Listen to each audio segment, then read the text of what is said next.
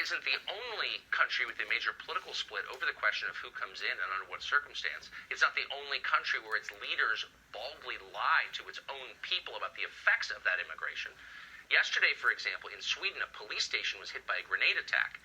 That's more common than it has been. Explosive attacks have, well, exploded in the past few years as Sweden has welcomed a massive number of immigrants into its once famously placid society. This has caused a lot of effects, some of them political. We recently spoke to a man called Hanif Bali. He's an Iranian immigrant to Sweden who, maybe unlikely as it is, has become a leader, a celebrated one, in the push for tougher immigration laws there. Watch. What is the problem with Sweden's immigration system now? So there are many problems. It's very hard to define one, but the biggest problem is the amount of immigrants that are coming in. In the last couple of years, we have taken in about 250,000 asylum seekers, and for comparison, that would be like America taking in about 8 or 9 million asylum seekers. This is people that Sweden provides housing, healthcare, schooling, and all these a lot of these expensive services that the Swedish welfare system gives to people.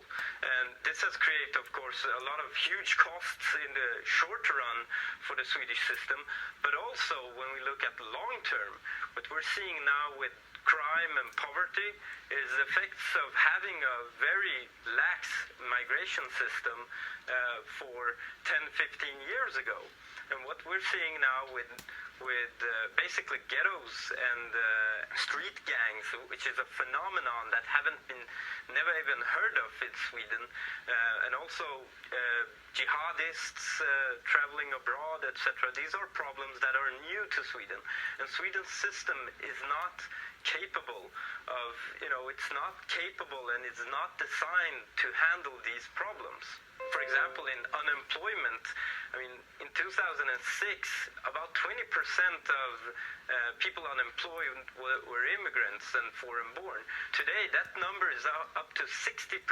So you are an immigrant from a Muslim family, and yet you've taken a hard line against Muslim immigration, mass immigration from Muslim countries.